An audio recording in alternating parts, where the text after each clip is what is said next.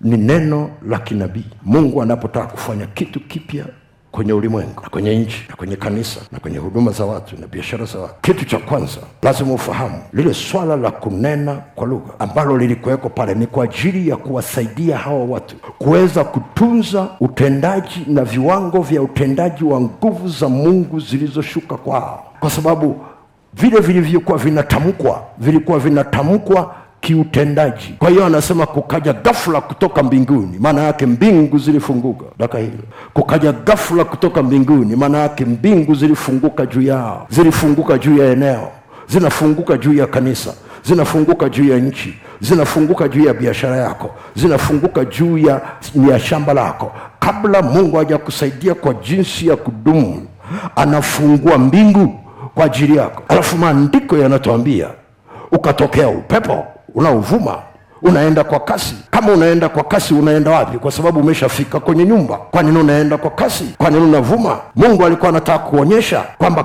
kile ambacho wanapewa anataka kisambae, kisiishie tu kwenye nyumba, na kisambae kwa kasi, na kisisambae kimya kimya, kisambae na uvumi, kiweze kusonga mbele. Na unaona kinachotufuata kingine, ndimi za moto. Popote palipo na moto pana mwanga pia, ambayo inamaanisha ya kwamba Mungu alitaka wajue ya kwamba hiki kitu si cha kufichika, kinawaka kama moto. Inamaanisha kitakuwa mwanga kwa maeneo tofauti tofauti. Kwa hiyo alipokuwa analeta kitu cha kunena kwa lugha, kazi yake mojawapo ni kutunza mbingu ziwe open, mbingu ziwe wazi, mbingu juu ya kazi yako ziwe wazi. Unapoenda pale kwenye kazi yako, jifunze kunena kwa lugha, kutunza hizo mbingu zilizofunguka. Na itakuwa katika siku za mwisho, Yoeli alisema, lakini mbingu lazima zifunguke. Unasema unajuaje? Yesu alipotokea, Roho Mtakatifu alipokuwa anamshukia, hakumshukia hivi hivi, mbingu zilimfunukia. Na wewe Roho Mtakatifu anapokuja kukusaidia, haji kwa kukutembelea na kuondoka. Amekuja anataka akae na wewe hata ukamilifu wa dahari. Hana mpango wa kuondoka, anataka akae na wewe. Kwa hiyo anafungua mbingu zinakuwa wazi, ili uwe na mawasiliano na mbinguni moja kwa moja, kusiwe na kikwazo chochote. Kuwe na hali ya kiroho ambayo unajua kabisa, katika hili mbingu ziko upande wangu, katika hili mbingu ziko upande wangu. Wale ambao wanajua open heaven, mbingu zikiwa wazi, kuomba kwako kuna kwa kwepesi, na kusoma neno kuna kwa kwepesi, kuwashuhudia watu neno kuna kwa kwepesi, kumgeukia Mungu kuna kwa kwepesi, mafanikio ndani ya maisha yako yanakuwa mepesi. Kupinzani ukija, unaushinda kiuvyepesi. Kwa nini? Kwa sababu mbingu ziko wazi.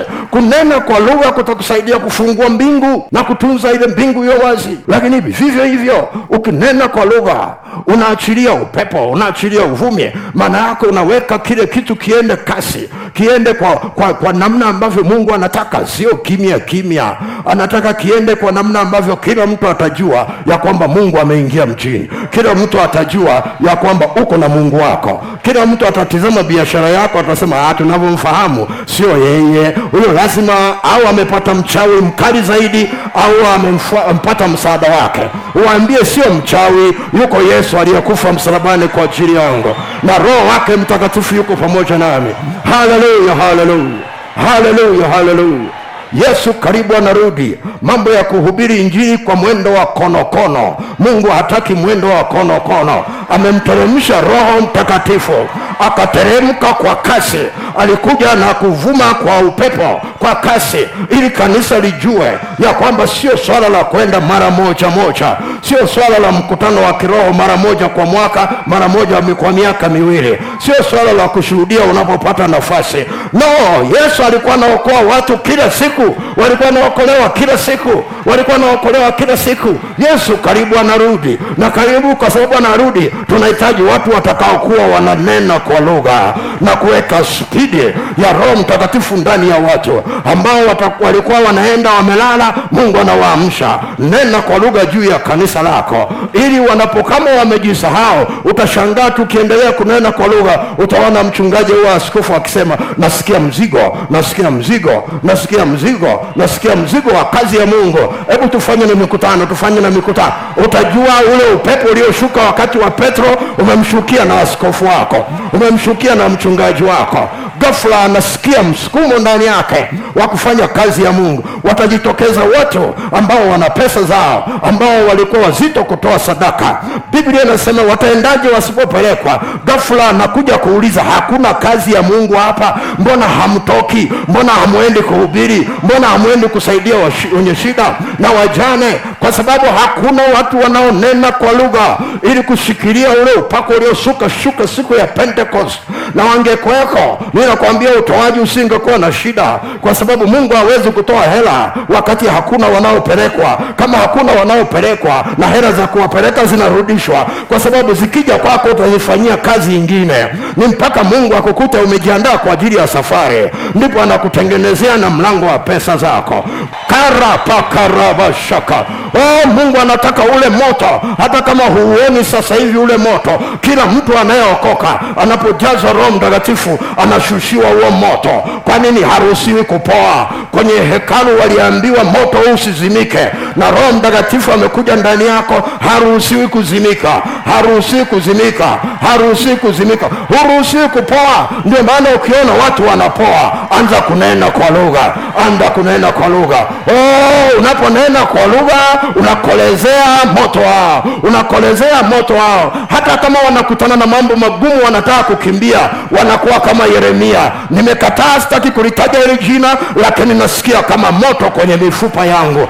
Usikie moto kwenye mifupa yako, usikie moto kwenye moyo wako, usikie moto kwenye miguu yako, ili katika kile Mungu alichokupangia usije ukakiacha. Ni siku za mwisho. Yesu karibu anarudi, karibu anarudi, karibu anarudi. Mungu anatafuta watu ambao moto wake utakuwa unasema, siwezi kulala, angalau nimesema na mtu. Siwezi kulala, nimeongea na mtu. Siwezi kulala, lazima niseme na mtu. Lazima niombee watu ambao hawajaokoka katika nchi hii. Mungu watembelee watu ambao hawajaokoka katika nchi hii. Katika usiku huu wanapolala kwenye ndoto, wahubiri injili kwa njia ya ndoto, maana kanisani hawaendi. Mbona uliongea na Farao kwa njia ya ndoto? Mbona uliongea na Yeremia kwa njia ya maono? Sema nao mahali walipo. Resendarabakasira. Haleluya. Kila palipo na moto pana mwanga, na Biblia inasema wewe ndiye nuru ya ulimwengu. Unatakiwa uwe nuru ya ulimwengu, lakini unataka kutunza hicho kitu, jifunze kuomba kwa kunena kwa lugha. Jifunze kuomba kwa kunena kwa lugha mara kwa mara, ili nuru yako isije ikazima. Shetani anataka izime, maana ikizima hata wewe mwenyewe hutajua mahali pa kwenda, hutajua mahali pa kwenda. Lakini wewe unatakiwa kuwa nuru, unatakiwa kuwa nuru, lakini nuru hiyo lazima itunzwe, lazima itunzwe na mafuta. Wale wanawali 5 wapumbavu walikuwa na taa, hawakuwa na mafuta, walikosa mafuta. Na wewe usikose mafuta ya Roho Mtakatifu. Unaponena kwa lugha unakuwa kama vile umeenda petrol station, unajaza mafuta kwa upya, unajaza mafuta kwa upya. Petrol station wakikuuliza mbona ulijaza jana, yameisha wapi? Waambie Yesu karibu anarudi, tunafanyia kazi haya mafuta. Rapakaramandarabasaka.